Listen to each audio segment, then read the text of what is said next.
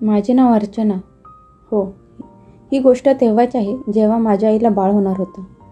आईला दवाखान्यात भरती केलं आणि घरातल्या कामासाठी माझ्या मावशीला बोलवले होते. माझी मावशी तेव्हा 30 वर्षाची असेल. ती दिसायला गोरी आणि थोडी जाड होती. तिने आल्यावर घरातली कामं करायला सुरुवात केली.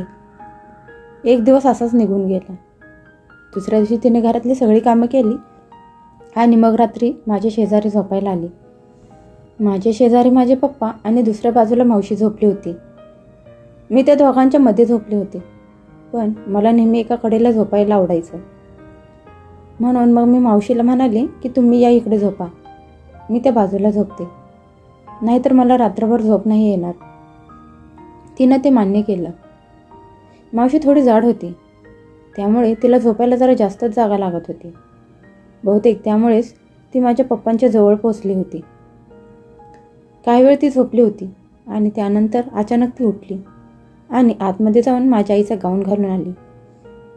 तिने आता तिची साडी बदलून गाऊन घातला होता. ती तिच्या जागेवर येऊन झोपली. आता मला झोप लागत होती. तितक्यात मला मावशीचा हळू आवाज आला.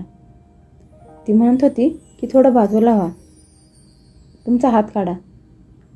मी हळूच बघितलं तर माझ्या पप्पांचा हात तिच्या कमरेवर होता आणि तो त्यांनी हळूच बाजूला केला. मी पुन्हा झोपण्याचा प्रयत्न करू लागली आणि पुन्हा मला आवाज आला. मावशी म्हणत होती, हे काय आहे भाऊजी, तुम्ही हे काय करताय? आता सारखा सारखा आवाज येत होता आणि त्यामुळे मला झोप लागत नव्हती. मी आता लक्षपूर्वक बघत होते की नक्की काय चाललंय. काही वेळातच पप्पांनी मागून तिच्या अंगावर पाय टाकला आणि त्यात तिला अडकवली. तशी मावशी धडपडू लागली. ती काहीतरी बोलायला म्हणून त्यांच्याकडे वळले. तसे पप्पा जाऊन याचीच वाट बघत होते.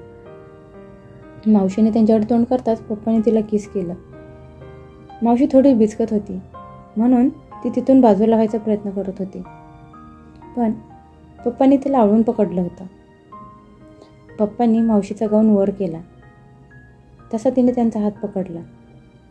मग पप्पा तिला म्हणाले, प्रिया, तुला तर माहीत आहे 2-3 महिने झाले तुझ्या बहिणीने मला करू दिलं नाही. आता तूच जरा मदत कर, मला करू देत. तुझा नवरासुद्धा इथे नाही, मग तुलासुद्धा त्याची कमी भासत असेलच की.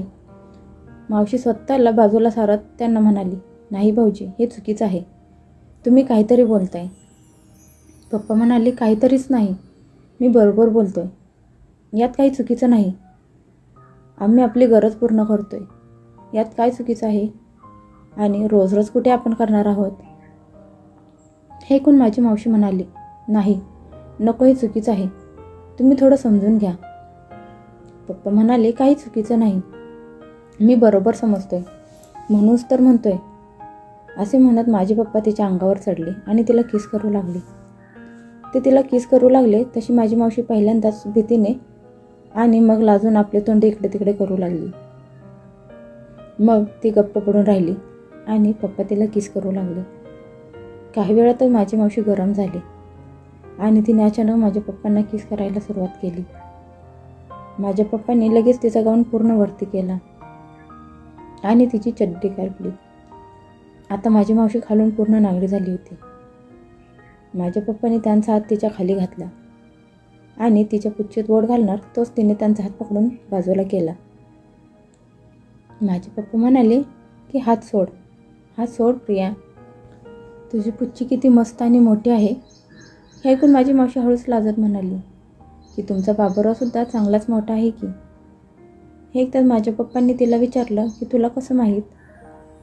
यावर माझी मावशी म्हणाली की माझ्या बहिणीने मला खूप दिवसांपूर्वी सांगितलं होतं की यांचं हत्यार खूप मोठं आहे, मी तर झेलू पण शकत नाही आणि त्यात हे खूप उशिरापर्यंत करत राहतात.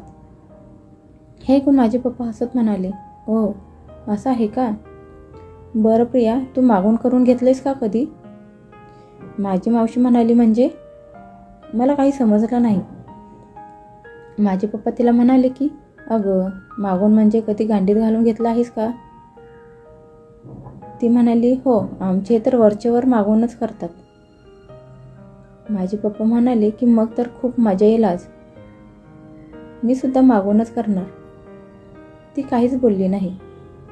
तेवढ्यात माझ्या पप्पांनी तिच्या चिमणीत तोंड घातलं आणि ती चाटू लागली. त्यांनी आत तोंड घालताच माझ्या मावशीने आपल्या दोन्ही पायात त्यांना दाबून धरलं. काही वेळ ते तसेच चाटत होते आणि मग त्यानंतर त्यांनी तिच्या पुच्चीत बोटं घालून ते हलवू लागले. माझ्या मावशीच्या तोंडातून आ आ असा आवाज येऊ लागला. तसे ते उठले आणि त्यांनी तिला पालथी केली. ती पालथी होताच त्यांनी तिच्या मोठ्या गांडीवर हात फिरवला आणि मग ते जोरजोरात तिची गांड दाबू लागले. ते तिला म्हणाले की प्रिया, तुझी गांड किती मस्त आणि फुगीर आहे. त्यानंतर ते तिच्या गांडीला चाटू लागले. आता माझी मावशी लाजली, म्हणाली की हे काय करताय तुम्ही? आमचे हे असलं कधीच करत नाहीत. ते तर सरळ मागून घालतात. माझ्या पप्पांनी ते ऐकलं आणि ते तिथून उठले आणि तिच्या तोंडासमोर जाऊन म्हणाली, हे घे, याला चोख थोडं. ते मोठं जाडजूड हत्यार बघून तिच्या मनात तर उकळच फुटत होत्या. ती म्हणाली, चांगलंच जाडजोड आहे की तुमचं. माझी बहीण कसा घेत असेल याला तोंडात? माझे पप्पा म्हणाले, सगळ्या जणी घेतात, तू पण घे. ती म्हणाली, नाही, मला हे आवडत नाही. मग माझ्या पप्पांनी तिला विनवणी केली, प्लीज थोडा वेळ घे ना. बरं एक काम कर, तोंडात नाही तर वरच्यावर तरी किस कर त्याला. असे म्हणताच मग ती तयार झाली. तिने त्यांचा जाडजोड बाबर आपल्या हातात धरला आणि ते हळूच त्याला किस करू लागली. काही वेळ ती किस करत करत मग तिने हळूच ते तोंडात घेतलं आणि चोखू लागली. आता तिलाही त्याचा अनुभव आला होता. मग माझ्या पप्पांनी हळूच जाऊन बाजूला कपाटातून कोंडोम काढलं आणि त्यांनी ते आपल्या हत्यारावर चढवलं आणि मग तिच्या दोन्ही मांड्या फाकून ते तिच्या पुच्चीवर आपला बाबूराव घासू लागले. माझी मावशी काही बोलत नव्हती, पण माझ्या पप्पांनी मागे पुढं करत एकदम जोरदार धक्का देऊन त्यांचा सोट अचानक आत घातला. तशी तिच्या तोंडातून आई ग असा आवाज आला. त्यांनी तिला विचारलं, एवढं बस का अजून थोडं आत घालू? त्यावर ती म्हणाली की घाला अजून आत, पूर्ण घेणार नाही. असं म्हणत तिने डोळे बंद करून घेतले. त्या खोलीत डिम लाईट चालू होती आणि त्या मंद प्रकाशात मला सगळं दिसत होतं. त्या दोघांना तर याची जाणीव देखील नव्हती की मी तिथेच बाजूला झोपले आहे आणि त्यांचा तो सगळा खेळ बघत आहे. थोड्या वेळाने त्यांनी पुन्हा विचारलं की अजून आत घालू का? तर ती म्हणाली, हो घाला.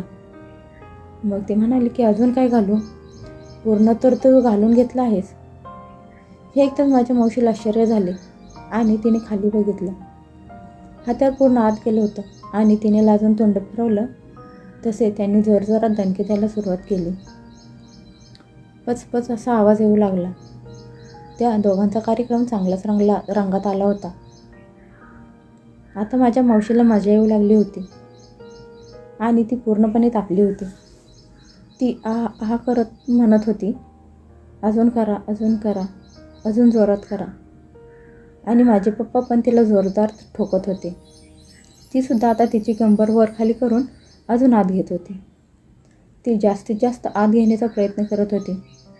थोडा वेळ असं केल्यावर मग त्यांनी हत्यार बाहेर काढलं आणि तिला पालथं झोपायला सांगितलं. ती पालथी होताच त्यांनी तिची मोठी गांड हाताने फाकवली आणि थोडीशी थुंकी लावली. ती म्हणाली, हळू घाला, आधीच तुमचा हत्यार खूप मोठा आहे. त्यावर माझे पप्पा तिला म्हणाले, काळजी करू नकोस माझी राणी, हत्यार किती पण मोठा असू देत, तो मागच्या बाजूला त्याची जागा बनवतोच.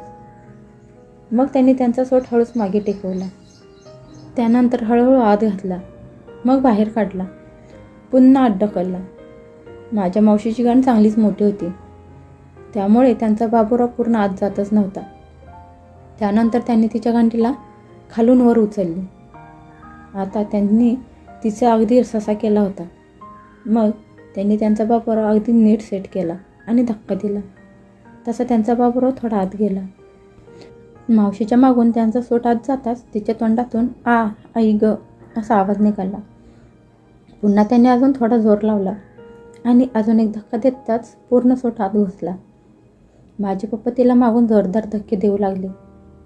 त्यांनी तिला दोन्ही हातांनी पकडलं होतं आणि मागून तिला जोरात दाबत होते. त्यांनी तिला वाकवली होती.